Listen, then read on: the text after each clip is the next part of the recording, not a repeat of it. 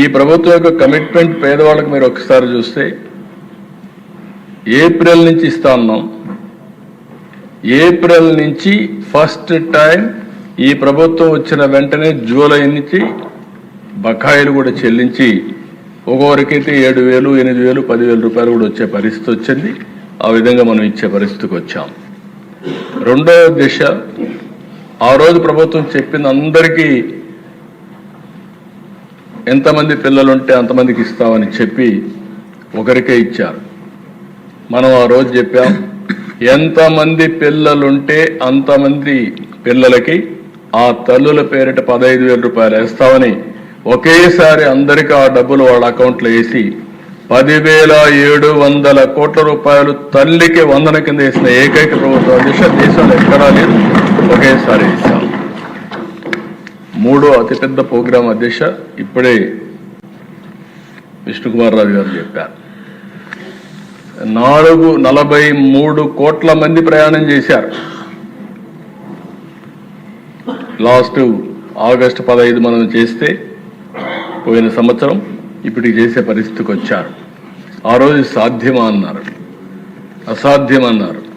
దీనికి కూడా దేశాన్ని మనస్ఫూర్తిగా ఆర్టీసీని కూడా అభినందిస్తున్నా. అదే బస్సులు ఒక ప్రోగ్రాం ఇచ్చాం, చాలా ఓపికగా బ్రహ్మాండంగా చేశారు. ఈరోజు ఈ ప్రోగ్రాం బ్రహ్మాండంగా సక్సెస్ కావడమే కాకుండా ప్రభుత్వానికి మంచి పేరు తెచ్చిన ప్రోగ్రాం ఇది. దీనికి మనస్ఫూర్తిగా అభినందిస్తున్న దేశాలు. ఇంకా రాబోయే రోజుల్లో అన్ని సహకరిస్తే ఆర్టీసీలు అన్ని ఏసీ బస్సులు రావాలని, పేదవాళ్ళు కూడా ఏసీ బస్సుల్లో తిరిగే పరిస్థితి రావాలని ఆకాంక్షిస్తున్నా. మా ఆడబిడ్డలు ఎక్కడికక్కడ మీరు చూస్తే దేశ ఈ సంవత్సరమే 1,000 బస్సులు ఆర్టీసీ బస్సులు ఏసీ బస్సులు తీసుకొస్తున్నాం. రాను గ్రాడ్యువల్గా అన్ని బస్సులు కూడా ఏసీ బస్సులుగా కూడా కన్వర్ట్ చేసి పబ్లిక్ ట్రాన్స్పోర్టేషన్ కూడా ఇంప్రూవ్ చేస్తాం అధ్యక్ష. ఇంకొక పక్క అధ్యక్ష, దీపం కింద 3 సిలిండర్లు ఇస్తా ఉన్నాం, మాట నిలబెట్టుకున్నాం. ఈరోజు ఆడబిడ్డలు కొంతమంది డబ్బులు లేక మళ్ళీ కట్టెలతో వంట చేసే పరిస్థితి నుంచి ఈరోజు 3 సిలిండర్లు ఇచ్చి పూర్తిగా ఆదుకున్నాం. అది కూడా ఒక చరిత్ర అని చెప్పి కూడా నేను మీకు తెలియజేస్తున్నా. అన్నదాత సుఖీభవ 20,000 ఇస్తా అన్నాం. ఆ రోజు ఇచ్చిన దానికంటే ఆ రోజు 14,000 రూపాయలు ఇస్తామని చెప్పారు. 6,000 గవర్నమెంట్ ఆఫ్ ఇండియా దాన్ని అడ్జస్ట్ చేసుకున్నారు. మేము 20,000 ఎన్డీఏ గవర్నమెంట్ ఇస్తా ఉన్నాం. 20,000 3 విడతల్లో అందరి అకౌంట్కి వేస్తున్నామని చెప్పి కూడా నేను మీకు తెలియజేస్తున్నా. ఇది ఒక హిస్టారికల్ ప్రోగ్రామ్ అని చెప్పి కూడా మరొకసారి విజ్ఞప్తి చేస్తున్నా. రైతులను ఆదుకోవడం కాకుండా దేశ అన్న క్యాంటీన్, కనీసం పేదవాడు ఎక్కడన్నా పనికి పోతే మధ్యాహ్నం ఓసారి హోటల్ పెరిపడి 50 రూపాయలు 100 రూపాయలు అవుతా ఉంటే అలాంటి వారి కోసం అన్నా క్యాంటీన్ పెడితే, నిరుపేదల కోసం పెడితే దాన్ని కూడా నిలిపేసే పరిస్థితికి వచ్చారు. మళ్ళీ ఈరోజు 204 అన్నా క్యాంటీన్లు పనిచేస్తున్నాయి. నేను ఒకటే హామీ ఇస్తున్నా, భవిష్యత్తులో అన్ని నియోజకవర్గాల్లో అన్నా క్యాంటీన్లు ఉంటాయి. పేదవాడు ఎవ్వరు కూడా తిండి లేదనకుండా కడుపు నింపే బాధ్యత ఈ ప్రభుత్వం తీసుకుంటామని చెప్పి కూడా నేను మీకు తెలియజేస్తున్నా. ఇదే కదా దిశ మత్స్యకారులకు ఇచ్చాం, చేనేత కార్మికులకు ఇచ్చాం, ఆటో డ్రైవర్లకు ఇచ్చాం. ఒకరు కాదు దిశ,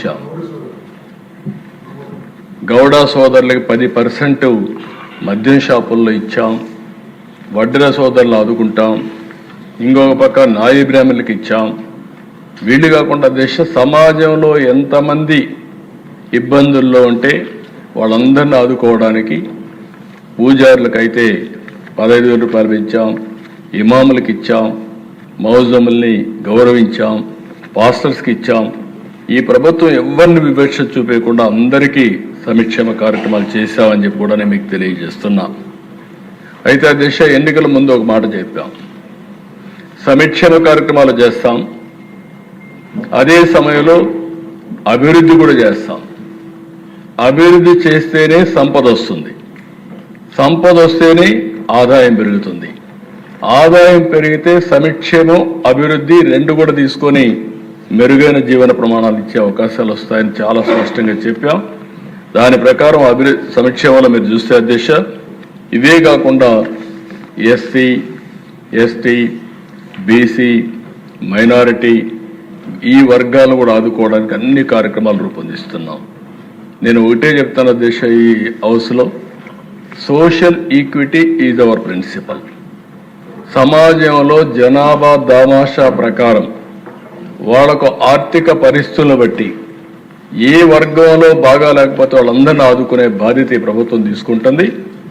అందుకే ఈరోజు మీరు ఒకసారి ఆలోచిస్తే సూపర్ 6 మిగిలిన అభివృద్ధి సంక్షేమ కార్యక్రమాలే కాకుండా దానికంటే ఫర్దర్గా ముందుకు పోయి ప్రతి ఒక్క కుటుంబాన్ని ఏ విధంగా పైకి తేవాలి అనే విషయాలు కూడా ఆలోచిస్తున్నాం. అందుకే సమగ్ర అనే ఒక ప్రోగ్రాం పెట్టుకుని ప్రతి ఒక్క ఫ్యామిలీ కూడా అనలైజ్ చేస్తున్నాం. P4 కూడా తీసుకొచ్చాం. ఈరోజు దేశంలో మీరు ఒకసారి చూస్తే పబ్లిక్ ప్రైవేట్ పార్ట్నర్షిప్ వల్ల సంపద సృష్టించబడతా ఉంది.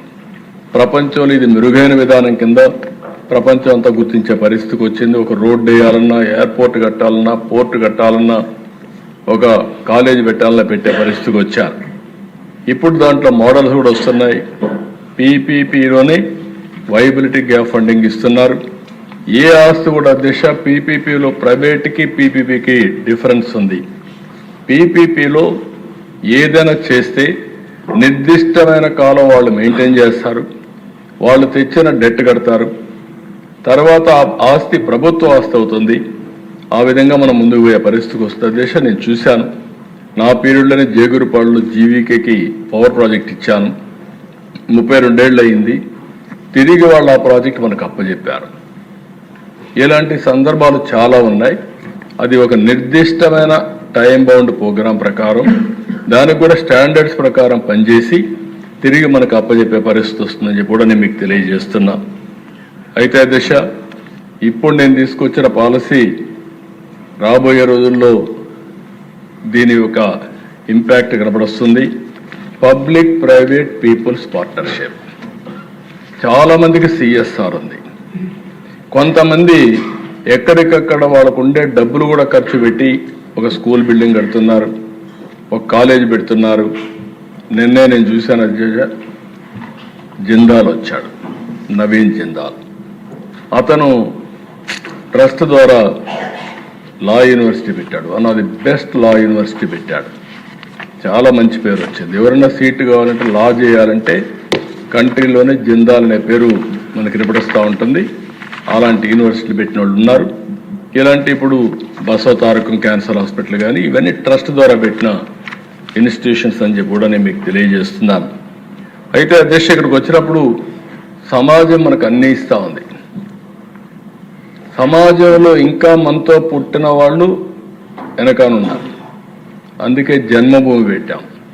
జన్మభూమి ద్వారా ఆ రోజు పెట్టిన కార్యక్రమం ఆ గ్రామానికి, ఆ ప్రాంతానికి న్యాయం చేసే బాధ్యత అక్కడ పుట్టి పైకొచ్చిన వ్యక్తులు తీసుకోవాలని చెప్పి పెట్టాం.